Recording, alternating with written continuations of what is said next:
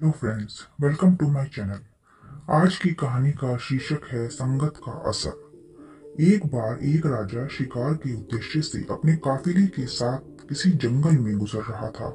दूर दूर तक शिकार नजर नहीं आ रहा था। वे धीरे धीरे घनघोर जंगल में प्रवेश करते गए। अभी कुछ ही दूर गए थे कि उन्हें कुछ डाकुओं के छिपने की जगह दिखाई दी। जैसे ही वो उसके पास पहुंचे कि पास के पेड़ पर बैठा तोता बोल पड़ा, पकड़ो पकड़ो, एक राजा आ रहा है, इसके पास बहुत सारा सामान है, लूटो लूटो, जल्दी आओ जल्दी आओ।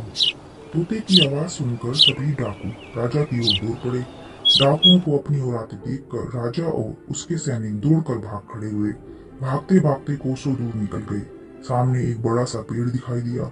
कुछ देर सुस्ताने के लिए उस पेड़ के पास चले गए।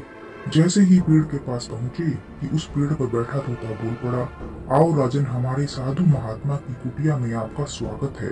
अंदर आइए, पानी पीजिए, विश्राम कर लीजिए।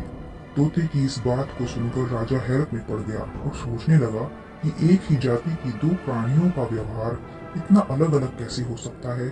राजा को कुछ समझ नहीं आ रहा था। वह तोते की बात मानकर अंदर साधु की कुटिया की ओर चला गया। साधु महात्मा को प्रणाम कर उनके समीप बैठ गया और अपनी सारी कहानी सुनाई। फिर धीरे से पूछा, ऋषिवर, इन दोनों तोतों के व्यवहार में इतना अंतर क्यों है?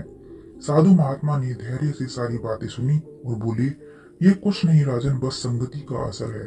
डाकुओं के साथ रहकर तोता भी डाकुओं की तरह व्यवहार करने लगा है, उन्हीं की भाषा बोलने लगा है, अर्थात जो जिस वातावरण में रहता है वह वैसा ही बन जाता है।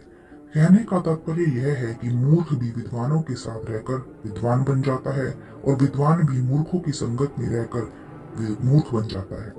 उसके अंदर भी मूर्खता ही आती है। इसमें संगति सोच समझ कर ही हमेशा करनी चाहिए।